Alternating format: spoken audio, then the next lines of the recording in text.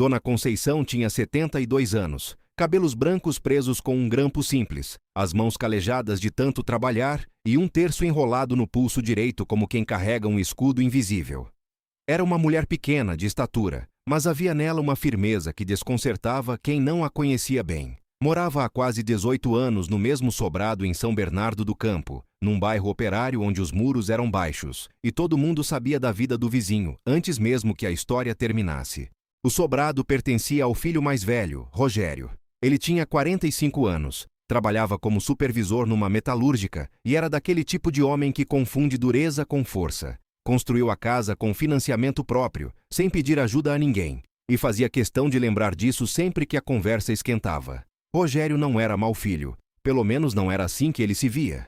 Era um homem que havia crescido acreditando que sentimento era fraqueza, que religião era muleta, e que quem dependia de Deus estava, na prática, desistindo de depender de si mesmo. Quando a mãe se converteu ao catolicismo devoto, ele não deu muita importância no começo. Pensou que fosse uma fase, o tipo de coisa que as mulheres mais velhas fazem quando ficam com tempo demais nas mãos e solidão demais no peito. Mas Dona Conceição não estava em fase nenhuma. Ela estava chegando em casa. A história dela com a fé era antiga e complicada. Criou 3 filhos praticamente sozinha depois que o marido foi embora com uma vizinha, quando os meninos ainda eram pequenos. Trabalhou em fábrica, fez faxina, vendeu quentinha, lavou roupa alheia. Nunca pediu esmola, nunca deixou o filho passar fome, mas também nunca tinha tempo para ela mesma. A dor ficou acumulando em silêncio por anos, até que uma tarde, depois de levar um susto com uma dor no peito que parecia infarto, mas não era, ela entrou numa igreja por acaso, ou por acidente, ou por algo que ela depois aprendeu a chamar de graça. Sentou no banco do fundo, ouviu o terço ser rezado por um grupo de senhoras de véu, e algo aconteceu dentro dela que ela nunca conseguiu explicar direito com palavras. Só sabia que quando saiu dali, estava diferente, mais leve, como se alguém tivesse aberto uma janela num cômodo fechado há décadas. Desde então, o terço virou companhia constante. Ela rezava de manhã antes do café, rezava à tarde quando lavava a louça, rezava à noite antes de dormir. Participava do grupo de oração da paróquia todas as terças e quintas. Ia à missa todo domingo. Voltava com aquele sorriso tranquilo que irritava Rogério, de uma forma que ele não sabia nomear direito. O problema, do ponto de vista do filho, não era a missa. Era o que vinha junto com ela. A mãe começou a recusar fazer coisas nos horários de oração. Começou a colocar imagens de santo na sala. Colocou uma Nossa Senhora Aparecida de cerâmica no nicho da escada. Pendurou um crucifixo na parede da cozinha. Começou a chamar vizinhos para rezar o terço na sala toda sexta-feira. E pior que tudo, na cabeça de Rogério, começou a falar de Deus para os netos com uma frequência que ele considerava exagerada. A tensão foi crescendo devagar, como água esquentando sem ferver. Havia olhares na mesa do jantar, comentários cortantes disfarçados de brincadeira, silêncios carregados. A esposa de Rogério, Patrícia, não ajudava. Era uma mulher de opiniões firmes e pouca paciência, e havia meses que reclamava da sogra em voz alta. Dizia que aquela casa parecia um convento, que as visitas da turma do terço atrapalhavam a rotina, que os netos estavam sendo doutrinados sem autorização dos pais. Numa quinta-feira de agosto, Rogério chegou do trabalho mais cedo. Encontrou a sala cheia de senhoras rezando, o terço sendo conduzido pela mãe com uma calma que naquele momento o perturbou profundamente. Ele entrou sem cumprimentar ninguém, foi para o quarto, fechou a porta. Quando as mulheres foram embora, desceu. A conversa foi curta. Dona Conceição estava recolhendo as cadeiras quando ele apareceu na sala com o rosto fechado. Já falei antes e vou falar de novo. Essa casa não é paróquia. Não quero mais esse pessoal aqui dentro. A mãe continuou empilhando as cadeiras sem se apressar. Eu sei que você não gosta, Rogério, mas rezar faz bem para a alma. Faz bem para a família também, mesmo que você não queira acreditar. Você não me ouviu? Disse que não quero. Ela parou e o olhou com calma. Estou morando aqui há 18 anos, filho. Ajudei a criar seus filhos, cuidei dessa casa. Rezar o terço com amigas não está incomodando ninguém. Está me incomodando. Está incomodando a Patrícia. Está incomodando as crianças. Ela suspirou. As crianças adoram as meninas do grupo. A Mariazinha me pediu para aprender a rezar a Ave Maria semana passada. O rosto de Rogério endureceu. Foi exatamente esse o problema. Eu não quero que minha filha seja criada nessa religiosidade toda. Isso não foi combinado com a gente. Não foi combinado? Sou a avó dela, Rogério. A avó tem o direito de passar o que acredita para os netos. A voz dele subiu um tom. Não nessa casa, não sem minha autorização. Dona Conceição ficou quieta por alguns segundos. Havia uma tristeza nos olhos dela que ela não deixou virar choro. Depois disse com voz firme e baixa: Então o que você está me dizendo? Rogério desviou o olhar. Que talvez seja a hora de você pensar numa solução diferente para a sua moradia. Ela assentiu devagar. Entendeu o que estava sendo dito sem que fosse dito até o fim. Tudo bem, vou pensar. Mas o que ela foi pensar não era o que Rogério imaginava. Ela não foi pensar em ceder, não foi pensar em esconder o terço, não foi pensar em rezar sozinha e em silêncio para não incomodar. Foi pensar em como aquele momento, apesar de doer, não era o fim de nada. Dona Conceição havia passado por coisa muito pior. Havia perdido o marido, havia perdido o emprego, havia perdido saúde em certas temporadas. E sempre tinha passado. A diferença agora era que ela não passava sozinha. Nos dias seguintes, a tensão no sobrado ficou insuportável. Patrícia mal falava com ela. Rogério chegava em casa e ia direto para o quarto. Os netos, que eram a alegria dela, foram proibidos de descer para essa área de serviço onde Dona Conceição ficava à tarde. A mensagem estava sendo passada de formas cada vez menos sutis. Numa segunda-feira cedo, enquanto Rogério tomava café antes de sair para o trabalho, Dona Conceição desceu com uma sacola de tecido já preparada. Sentou-se na cadeira de frente para ele e colocou as mãos sobre a mesa. Vou sair, Rogério. Ele olhou para a sacola. Vai a algum lugar? Vou sair de vez. Encontrei um lugar para ficar por enquanto. Não vou mais morar aqui. O filho não respondeu de imediato. Havia ali um silêncio incômodo, o tipo que acontece quando alguém esperava que a situação se resolvesse de outro jeito. Mãe, você não precisa ir agora assim. Preciso sim. Você me pediu para pensar numa solução diferente. Essa é a solução que encontrei. Vou com a minha consciência em paz. E vou rezando. Ela pegou a sacola, pegou a bolsa de couro gasto que usava há anos e enrolou o terço no pulso com um gesto calmo e deliberado, como quem se veste para uma batalha que já sabe que vai vencer. Antes de sair, parou na porta e falou sem se virar. Vou orar por você, filho. Todo dia. Não por obrigação, por amor. E um dia você vai entender a diferença. A porta fechou sem barulho. Rogério ficou parado na cozinha por alguns minutos com a xícara de café esfriando na mão. Depois se levantou, lavou a xícara e saiu para o trabalho como se nada tivesse acontecido. Mas alguma coisa havia acontecido. Ele não saberia nomear o que era por um bom tempo. Dona Conceição não foi para a rua, mas quase. O lugar que havia encontrado era um quartinho nos fundos da casa de Dona Aparecida, uma companheira do grupo de oração que morava num bairro vizinho, em Diadema. O cômodo era pequeno, tinha uma cama de solteiro, um guarda-roupa de 2 portas e uma janela que dava para o corredor. Não havia pia, o banheiro era compartilhado e o cheiro de umidade era constante nos dias de chuva. Mas Dona Aparecida tinha um coração maior que a casa inteira e recebeu a amiga sem fazer perguntas desnecessárias. A primeira noite foi difícil. Dona Conceição deitou na cama pequena, olhou para o teto baixo e deixou o silêncio pousar sobre ela. A dor estava presente, não havia como negar. 18 anos num lugar, ajudando a criar netos, mantendo casa, sendo parte de uma família que agora havia lhe dito, de diferentes formas, que ela era excesso. Isso dói de um jeito que não tem nome exato. Mas ela não ficou parada na dor. Enrolou o terço nos dedos, fechou os olhos e começou a rezar. Não rezou pedindo solução imediata. Não rezou com urgência nem com barganha. Rezou como quem conversa com alguém que está sentado do lado, paciente, disponível, sem relógio. E no meio da oração sentiu aquela paz estranha que sempre vinha, a mesma que havia sentido naquela tarde na igreja anos atrás. A paz que não fazia sentido para quem olhasse de fora, mas era absolutamente real por dentro. Dormiu. Os dias seguintes foram de adaptação. Ela tinha uma aposentadoria pequena do INSS, resultado de anos de carteira assinada na fábrica e de muita contribuição varrida na limpeza de estabelecimentos comerciais. Não era muito, mas era dela. Pagava um aluguel simbólico para a Dona Aparecida, comprava o próprio sustento e ainda conseguia reservar um pouquinho todo mês com uma disciplina que ela havia aprendido na necessidade. Continuou indo às missas, continuou participando do grupo de oração, continuou rezando o terço com as amigas, agora na casa de Dona Aparecida. A vida mudou de endereço, mas não mudou de direção. Rogério não ligou na primeira semana. Ligou na segunda, numa quarta-feira à noite, com o pretexto de perguntar se ela estava bem.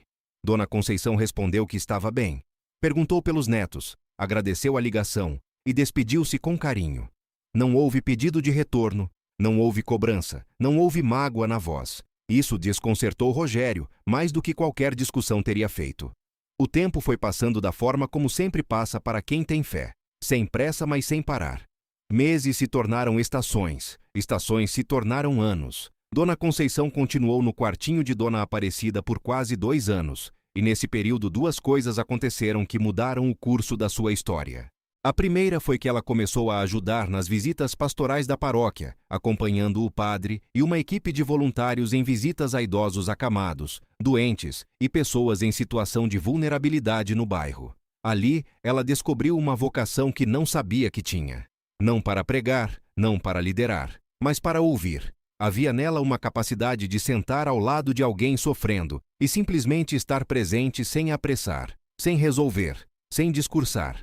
As pessoas abriam o coração para ela com uma facilidade que até o padre comentou certa vez. A segunda coisa foi que ela começou a guardar dinheiro de forma mais séria. Não por ambição, não por medo, mas porque havia um sonho que começou a tomar forma tão devagar que ela demorou para perceber que era um sonho.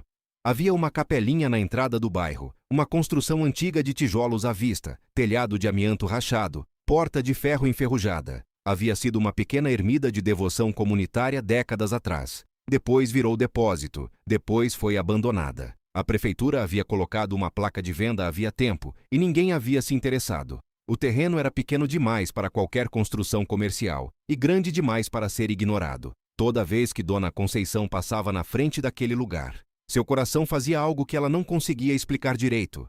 Parava por alguns segundos, olhava e seguia em frente. Mas sempre voltava a olhar.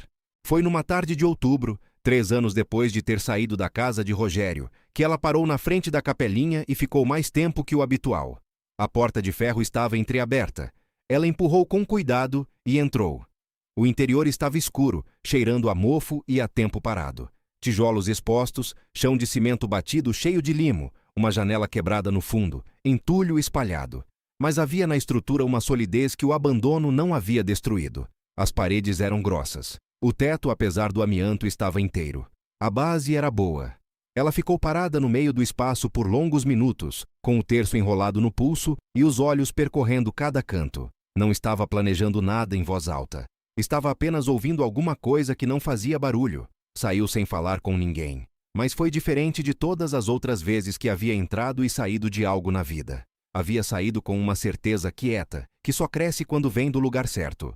Ela foi à prefeitura na semana seguinte. Descobriu o valor do terreno e da construção, que era baixo porque ninguém queria aquilo, e soube que havia a possibilidade de uso para fins religiosos comunitários, com condições especiais de pagamento.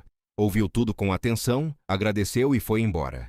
Em casa, fez as contas no caderninho que usava para controlar as despesas. Tinha guardado ao longo de 3 anos, com disciplina de formiga, uma quantia que não era suficiente para comprar a capelinha, mas era suficiente para ser levada a sério. Conversou com Dona Aparecida, que ouviu tudo com os olhos arregalados, e no final disse apenas: Conceição, isso não é ideia sua, isso é chamado. Ela procurou a paróquia. O padre a ouviu durante 40 minutos sem interromper. Depois ficou em silêncio por alguns segundos e disse: Vou ajudar a levantar uma vaquinha com a comunidade. Não para pagar tudo, mas para complementar. E vamos fazer isso direito. A comunidade respondeu. Não com grandes valores, mas com a consistência de quem acredita. R$ 15 aqui, 30 ali, uma senhora que doou uma joia herdada da mãe, um comerciante que contribuiu discretamente sem querer ser nomeado. Em 6 meses, somando o que ela havia guardado com o que a comunidade havia reunido, o valor estava completo. Na manhã em que foi assinar os papéis na prefeitura, Dona Conceição vestiu sua blusa de festa, a azul marinho de botões que usava nas datas especiais. Penteou os cabelos brancos com capricho e enrolou o terço no pulso como fazia todos os dias. Dona Aparecida foi junto. O padre foi junto. 3 senhoras do grupo de oração foram junto. Não era uma cerimônia oficial, mas havia ali algo solene que nenhum cartório conseguiria dar nome. Quando assinou o último documento e recebeu a cópia registrada com o nome dela como proprietária, Dona Conceição ficou olhando para aquele papel por alguns segundos. Depois respirou fundo, enrolou o terço entre os dedos e disse baixinho, sem se importar com quem estava ouvindo: "Obrigada, minha Nossa Senhora. Você cuidou de mim do jeito que eu precisava, não do jeito que eu queria." Dona Aparecida chorou. O padre fez o sinal da cruz. As senhoras aplaudiram como se estivessem num casamento.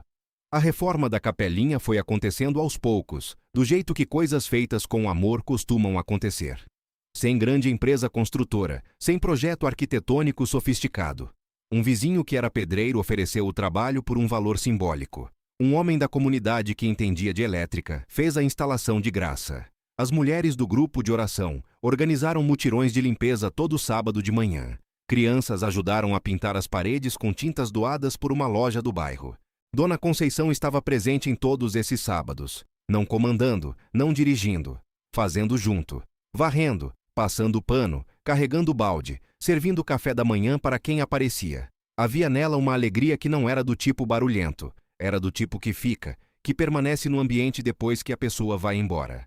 A nova porta foi colocada por um marceneiro aposentado, que disse que havia aprendido o ofício do pai, e que o pai sempre havia dito que madeira trabalhada para a casa de Deus dura o dobro. A janela quebrada foi substituída por uma de vidro simples com detalhes coloridos feitos pela filha de uma das voluntárias, que havia aprendido vitral num curso rápido e quis deixar ali a primeira obra que fazia de verdade. Por dentro, a capelinha ficou simples. 12 bancos de madeira, um altar pequeno, uma imagem de Nossa Senhora Aparecida no nicho central, velas em candelabros de ferro batido, um tapete de sisal bordado pelas senhoras do grupo.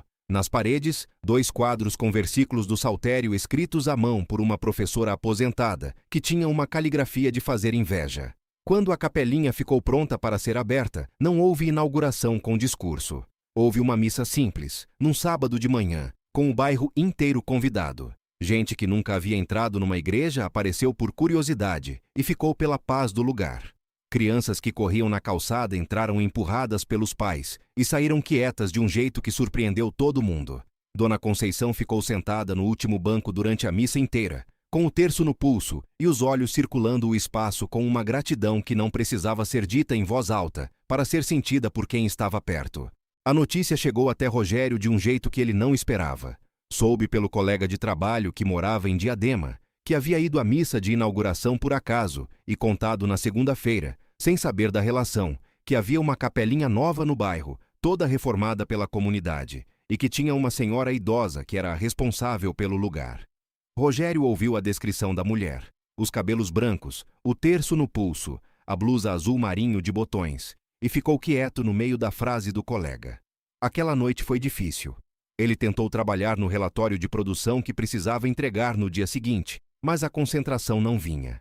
Fechou o computador mais cedo, foi sentar na varanda e ficou olhando para a rua com um peso que ele não conseguia nomear. Nos 4 anos desde que a mãe havia saído, ele havia pensado nela com mais frequência do que admitia para si mesmo. Ela ligava nas datas importantes, no aniversário dos netos, no Natal, na Páscoa. Sempre com a mesma voz calma, sempre sem cobrar nada, sempre terminando com aquele Deus te abençoe que ele nunca sabia como receber. Os netos perguntavam pela avó às vezes, e ele desconversava. Patrícia havia se divorciado dele 2 anos atrás, numa separação que foi longa e dolorosa. E no meio do caos daquele período, ele havia pensado na mãe mais de uma vez, mas não havia ligado. Havia orgulho demais ainda. Ou medo. Às vezes as duas coisas são a mesma coisa, e a gente demora para perceber. Mas aquela noite, sentado na varanda, com a informação do colega ainda ecoando na cabeça, Rogério ficou pensando numa coisa específica. A mãe havia saído de casa sem dinheiro além da aposentadoria, sem imóvel próprio, sem apoio do filho, com uma sacola de tecido e um terço no pulso. E 4 anos depois, havia comprado e reformado uma capelinha com a comunidade. Não era lógica de mundo aquilo. Era outra coisa. Ele não estava pronto ainda para dar nome, mas sabia que era outra coisa. Demorou mais 3 semanas para ligar para ela. Mãe. Rogério. Ela disse o nome com a calma de sempre, sem surpresa na voz, como se estivesse esperando aquela ligação havia tempo, mas sem ansiedade. Soube do que você fez. Houve uma pausa breve do outro lado. Do que você está falando? Da capelinha. Um colega meu foi na missa de inauguração. Me contou. Dona Conceição ficou quieta por um momento. Depois disse, é bonita, né? A comunidade ajudou muito. Não fui só eu, mãe. Ele parou. Eu preciso falar com você. Então fala. Não assim. Pessoalmente, se você deixar. Ela demorou um pouco para responder, não por hesitação, mas pelo cuidado de quem pesa as palavras antes de soltar. Pode vir no sábado de manhã. A gente toma um café. Ele estava na frente da capelinha às 8 da manhã de um sábado nublado de junho. Ficou parado na calçada por alguns minutos, olhando para a fachada que havia sido pintada de branco com a faixa da base em azul. A porta de madeira estava entreaberta. Ele entrou devagar. O interior estava silencioso naquela hora. As velas do altar estavam acesas. A imagem de Nossa Senhora Aparecida olhava do nicho com aquela expressão que as imagens de santo têm, que é difícil de descrever, mas que em certos momentos parece muito viva. Rogério ficou parado no corredor central, olhando para tudo sem saber bem onde pousar os olhos. Dona Conceição apareceu vindo da pequena sala nos fundos, trazendo 2 xícaras de café numa bandeja simples. Estava com a blusa azul de botões, o cabelo penteado, o terço no pulso. Olhou para o filho sem pressa. Ele estava visivelmente mais velho do que ela lembrava, com marcas no rosto que não eram de trabalho, mas de preocupação. Deixou o café na beira do banco, sentou-se, deu um tapinha no banco do lado. Senta. Rogério sentou. Ficou olhando para o café por alguns segundos antes de falar. Como você fez isso, mãe? Ela soube que a pergunta não era sobre a compra, não era sobre a reforma, era sobre algo mais amplo. Fiz rezando. Fiz com ajuda. Não fiz sozinha. Ele balançou a cabeça. Mas você saiu daquela casa sem nada. Saí com o que sempre precisei. Ela ergueu o pulso com o terço. Com isso. E com a fé que estava aqui dentro. Rogério olhou para o terço. Você poderia ter me chamado. Quando a situação apertou, podia ter ligado. Dona Conceição ficou quieta por um instante. Depois falou com a voz firme e sem aspereza.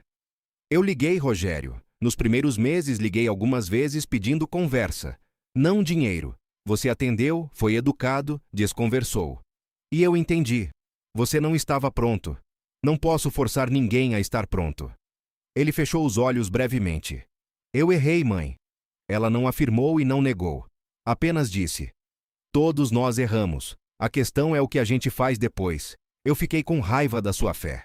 Não era de você que eu tinha raiva. Era da fé. Porque eu não entendia.